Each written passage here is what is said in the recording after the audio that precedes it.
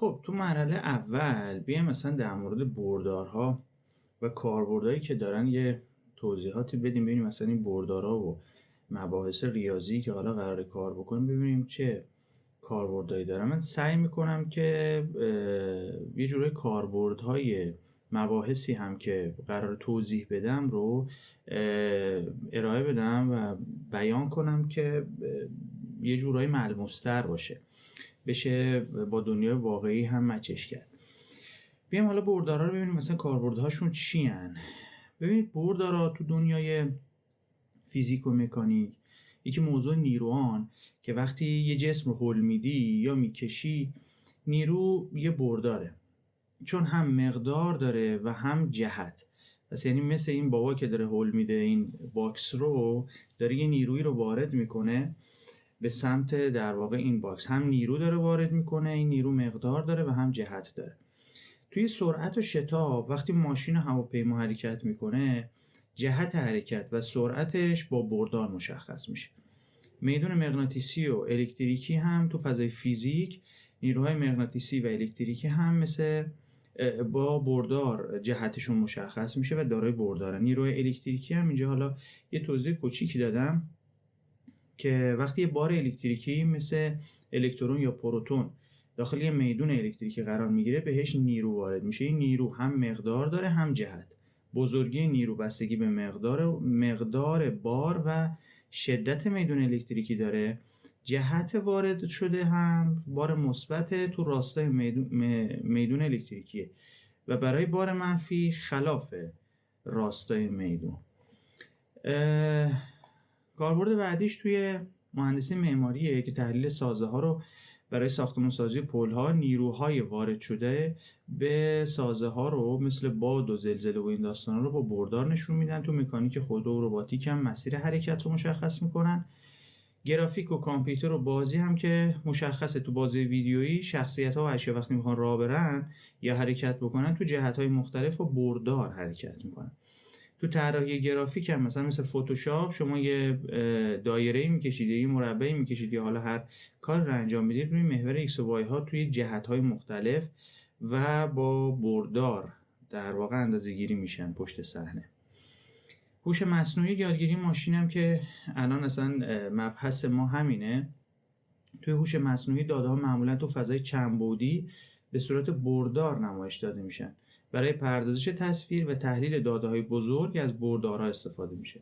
ناوبری جی پی اس هم که مشخصه، شما وقتی این مسیریابا رو استفاده میکنید میگه به چپ بپیچید، به راست بپیچید و فلان و این داستانا، بر اساس اون موقعیت مکانی شما و جی پی اس میاد از این بردارها استفاده میکنه و جهتتون، سرعتتون و موارد دیگر حساب میکنه. اقتصاد آمار هم توی تحلیل داده ها و پیش بینی بازارهای مالی، بردارها به نمایش اطلاعات در چندین جهت کمک میکنن. این پس شد کاربردهایی که حالا بردارها توی دنیا واقعی داره.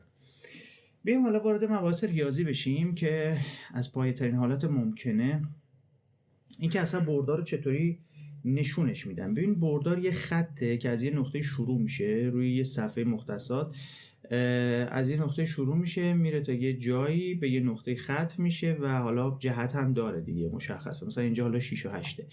نمایش بردارها با نمادهای ریاضی و حالا عناوین ریاضی که هست به این شکله: W مساوی 6 8.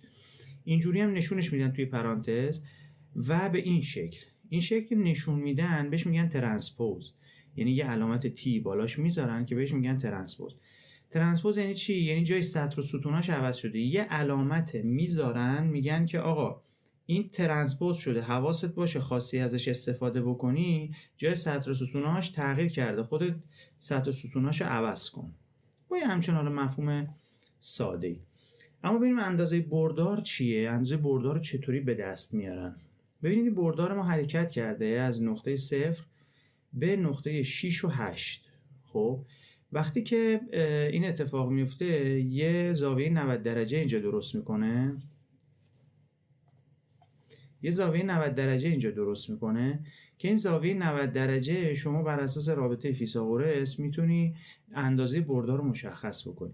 چه جوری؟ به این شکل که یعنی زیر رادیکال هر در واقع مقدار x و y که وجود داره رو به توان 2 میرسونی.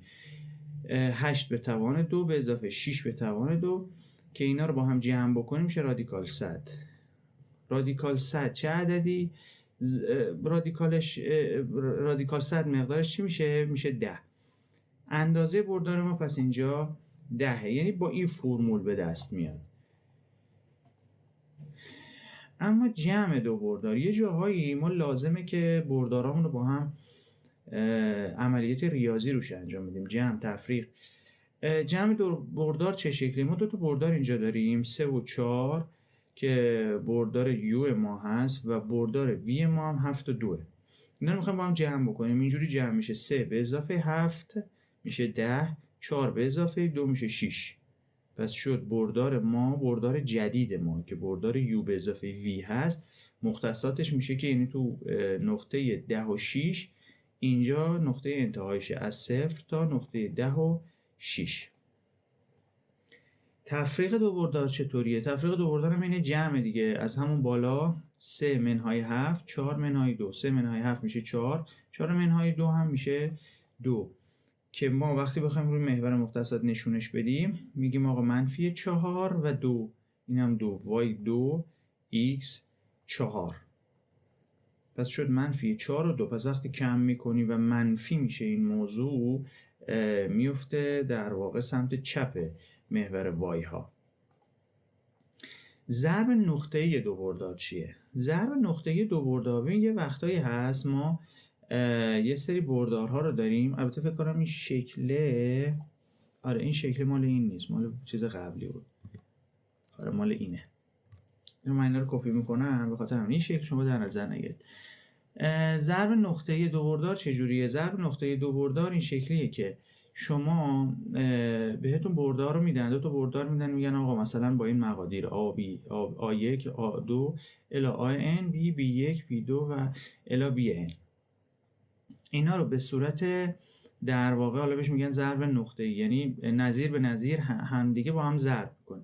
میشه A1 ضرب در B1 B2 A2 ضرب در B2 AN ضرب در BN به این شکل. A1 ضرب در B1 به اضافه A2 ضرب در B2 به اضافه الی آخر AN ضرب در BN. این نمودارم هم که مال قبلی است، چون پاورپوینت رو که درست کردم کپی کردم، به خاطر همین رو یادم رفته حذفش کنم.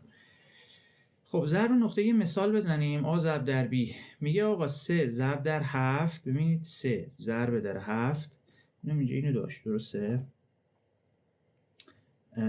پن 3 ضرب در 7 اینجاست به اضافه 4 ضرب در منفی 2، 4 ضرب در منفی 2 که میشه 21 به اضافه منفی 8 که حاصلش میشه 13.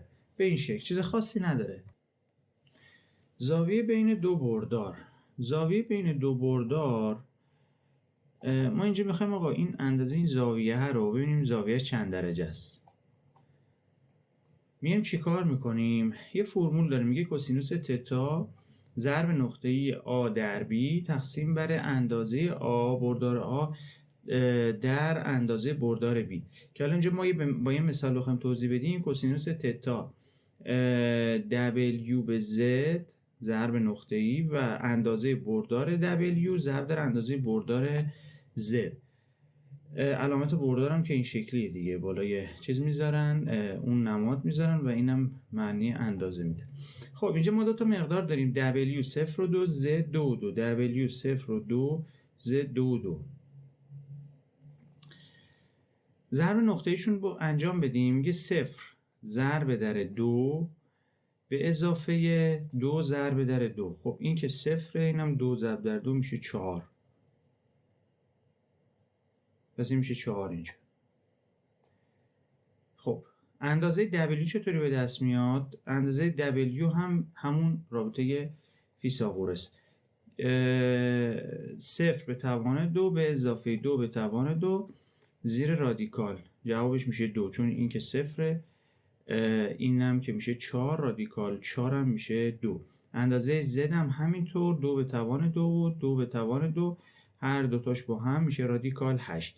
میذاریمش تو فرمول کوسینوس تتا 4 بالا، این 4 که اینجا به دست آوردیم تقسیم بر 2 ضرب در رادیکال 8 مساویه با این 2 با این 4 ساده میشه، از بالا 2 میمونه رادیکال 8. این دو طرف رو پایین 8 رو ساده میکنیم، میشه 2 ضرب در رادیکال 2 که 2 بالا با 2 پایین ساده میشه 1 رادیکال 2. صورت مخرج رو توی یه رادیکال 2 ضرب میکنیم که رادیکال 2 به روی 2 میشه. رادیکال 2 به روی 2 کوسینوسش چند میشه؟ کوسینوس 45 درجه است که در واقع وقتی به این عدد میرسیم کوسینوس تتا رادیکال 2 به روی 2 45 درجه است که تو این حالته. جهت بردار فرمولش اینه که خود مقدار نقطه و تقسیم بر اندازه بردار. اندازه بردار ما اینجا چجوری به دست میاد؟ اینجا ما اندازه یو رو بخوایم به دست بیاریم، اینجا میگیم که آقا مختصات یو 1 3 و 4 اینجا تا 4، حالا یه ذره رفته بالاتر ولی تا 4. میگیم که آقا 4 به توان 2 به اضافه این 2 ها به اضافه 3 به توان 2. خب 4 تا 16 تا این میشه 16، 3 تا هم 9 تا به اضافه 9 که این دوتا رو با هم جمع بکنیم میشه 25. رادیکال 25 هم که میاد بیرون میشه 5. به خاطر همینی 5 یعنی اینجوری به دست اومد که میشه 3 به روی 5 یا 3 تقسیم بر 5 میشه 6 دهم. کوسینوس آلفا رو هم بخوایم به دست بیاریم باز اونم دوباره به همین شکل اندازه یو 4 به روی 5 میشه 8 دهم. بعد اینو اگر بخوایم روی یه بردار دیگه نشون بدیم به این شکل میشه که این تا 8 دهم میاد و این طرف هم تا 6 دهم میاد. این حالا چون با ورد اینو درست کردم این مقدار این بالا پایینه، ولی این باید بیاد اینجا، این 8 دهم اینجاست، این طرف هم که 6 دهم. حالا برای اسلایدهای بعدی راهکار پیدا میکنیم برای اینا. و این میشه عملا جهت بردار.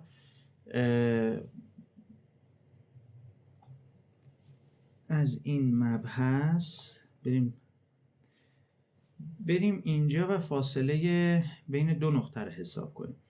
فاصله بین دو نقطه یکی از حالا یه جورایی میشه کار دیگه، اسلاید آخرمونه. یه موضوع مهمی هم هست. شما وقتی که توی هوش مصنوعی میخواید داده ها رو نسبت به همدیگه مقایسه بکنید که چقدر از همدیگه فاصله دارن، این فاصله بین دو نقطه خیلی به کارتون میاد. فرمولش چجوریه؟ فرمولش هم باز دوباره استفاده از قضیه فیثاغورسه. میگه که آقا به توان 2 به اضافه b به توان 2 زیر رادیکال. اونم به این شکل که فاصله دی میخوایم این فاصله رو به دست بیاریم از دو تا نقطه‌ای که داریم، از این نقطه و این نقطه، که میگه آقا بیا چیکار کن، بیا بگو که آقا x2 منهای x1 x2 منهای x1 به توان 2 به اضافه y1 اینجا y1 منهای y2 به توان 2 که کل فرمولش به این شکله و فاصله رو اینجوری شما میتونید به دست بیارید. خیلی خوب، این یه جورایی مبحث اولیه بردار بود. این واقعیت چون اولی ویدیو هم بود داشتم ضبط میکردم و رکورد میکردم، قطعا نقطه قابل بهبود زیاد داره که توی ویدیوهای بعدی اصلاحش میکنم. اما با من همراه باشید با ویدیو بعدی که همینا رو میخوایم با کد الان پیاده بکنیم توی پایتون.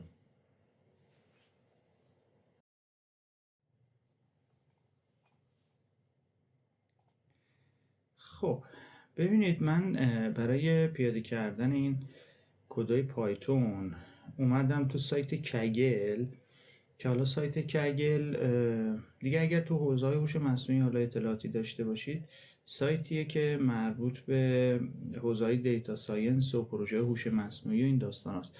یه اکانت توش باید درست کنید و بهتون یه فضایی میده، نوتبوک هایی رو میتونید توش ایجاد بکنید و کدای پایتون توش بزنید. حالا شما میتونید تو محیط جوپیتر نوتبوک یا هر محیط دیگه یا هر آیدی دیگه هم که فکر میکنید میتونید کدا رو استفاده کنید. اما من اینجا در واقع حالا تو این ویدیو نمیدونم حالا تو ویدیوهای بعدی باز از این استفاده کنم یا نه، تو این ویدیو اومدم از اینجا استفاده کردم از این وبسایت و سایتش هم با VPN حتما باید وارد شید، یعنی برای IP ایران باز نمیشه. خب بیایم این چیزایی که حالا یاد گرفتیم رو به صورت تئوری به صورت عملی تو کد پیاده کنیم. من اینجا این ادیت رو بزنم.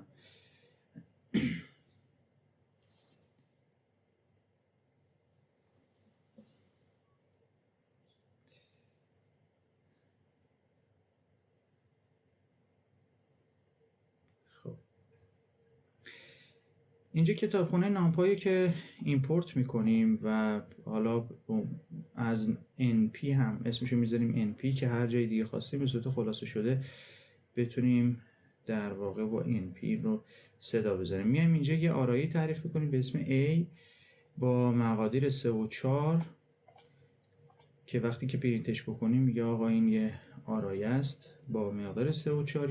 یه دونه آرایی دیگه هم با مقدار 7 و 2 در واقع ایجاد میکنه. اینجا میایم همون ضرب نقطه‌ایه که اینجا با کلمه دات میتونیم ضرب نقطه‌ای رو انجام بدیم. اینم به این شکله که 3 ضرب در 7، یعنی اینجا مقدار رو داشتیم دیگه، 3 ضرب در 7 و 4 ضرب در 2. اینجا این اشتباهه، اینو قبلا من نوشتم، این 4 ضرب در 2 پس میشه 4 3 ضرب در 7 به اضافه 3 7 21 2 4 تا هم 8 تا 21 به اضافه 8 میشه 29. پس این شد مقدارش 29. اینجا حالا پرینت A رو من داشتم، دوباره اون آرایه رو اینجا پرینت کردم که جلو چشمون باشه که قراره چیکار کنیم. اینجا اومدم دوباره A رو پرینت کردم که یه جورایی جلو چشمون باشه بدونیم میخوایم چیکار کنیم. تو مرحله بعد میخوام اندازه بردار رو حساب کنم. حالا این اندازه بردار با فرمول این شکلی حساب میشه: 3 ضرب در 2 رابطه فیثاغورس دیگه به اضافه 4 ضرب در 2 ضرب در 1/2 که همون رادیکال 2. جوابش شد نیم، ببخشید 5. تو مرحله بعد میخوام از کتابخونه نامپای اون تابعی که داره رو استفاده بکنم و بهش بگم که این رو برای من حساب بکنه، در واقع اندازه رو برای من حساب بکنه که تابعش اینجوری می نویسیم np.lin lg.norm. حالا نمیدونم واقعا تلفظ این نمیدونم چجوری میشه تلفظ کرد. شما یه در نظر بگیرید دیگه .norm a که میاد در واقع همون نتیجه که ما بالا گرفتیم رو همین نتیجه رو بهمون میده. حالا این رو بیایم برای 3 تا یه بردار 3 بعدی اینجوری در نظر بگیم 3 بعدی حساب بکنیم که میاد براتون حساب میکنه 3.7 فلان الی آخر. خب تو مرحله بعد میایم چیکار میکنیم؟ ایمپورت میکنیم matplotlib رو، پایپلات از PLT. matplotlib رو دیگه حالا فکر کنم اگر باز میگم تو حوزه هوش مصنوعی یا حالا تله داده کار کرده باشید، این matplotlib کتابخونه‌ای برای مصورسازی اطلاعات، مصورسازی یا کشیدن بردارها و اینجور مسائل توی پایتون که این رو ما ایمپورتش میکنیم. بعد بهش میگیم که آقا یه دونه نمودار برای ما بکش یا بردار برای ما بکش با این مشخصات که 3 و 4 توی نقطه 3 و 4 انجلسش x و y، اسکیلش هم باز x و y و اسکیل یونیتش x و y و اسکیلش هم 1 که دسته‌بندی یعنی تقسیم بندی x و y اون محوری که میخواد درست بکنه از 0 تا 5. اینجا از 0 تا 5. مثلا اگه بخوام بکنم میشه 1، اینم بکنم 1، این تغییر میکنه. این الان 0 شروع شده دیگه. خب اینجا الان میشه از 1 و این نقطه شروع در واقع نقطه شروعشه. اینم متنیه که این بالا ما گذاشتیم، تکستش باشه توی نقطه 3 و 4 بهش گفتیم با این فرمت، حالا این فرمت حتما باید بهش بدید، اسمشو بذار یو، یعنی یه بردار به هم بده، یعنی با این شکل برات ایجاد میکنه. اسمشو میذاریم یو. حالا مثلا من این یو رو اگر عوض بکنم بذارم اس، که بودم فارسیه،